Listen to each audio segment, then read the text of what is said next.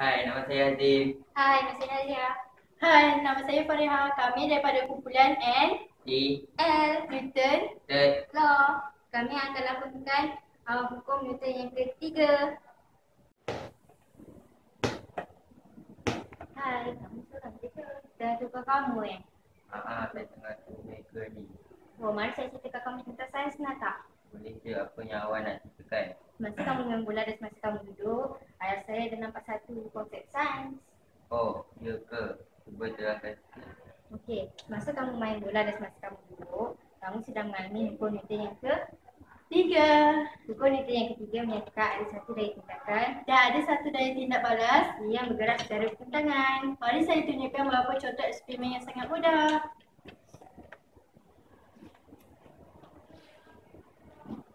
Di sini saya akan lepaskan angin belon tersebut.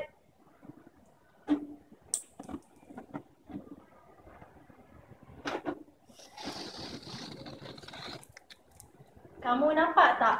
Belon pergi ke mana dan angin belon tersebut pergi ke mana? Saya nampak yang belon itu bergerak ke depan manakala angin belon pula bergerak ke belakang. Pandai pun awak. Daya belon tersebut ke hadapan manakala daya angin belon tersebut bergerak ke belakang dan bertindak secara bertentangan. Tapi kalau saya cakap tadi, semasa saya duduk dan semasa saya memegang bola, ada hubung kait tentang hukum Newton yang ketiga.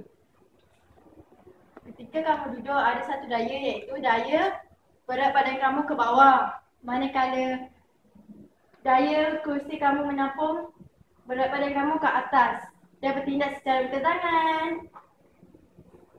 Bola pula ketika kamu menghampas bola ke lantai, daya tersebut ke bawah. Manakala bola tersebut menatun balik, daya tersebut ke atas, bertindak secara bertentangan. Oh, baru saya faham apa yang dikatakan tentang hukum Newton yang ketiga.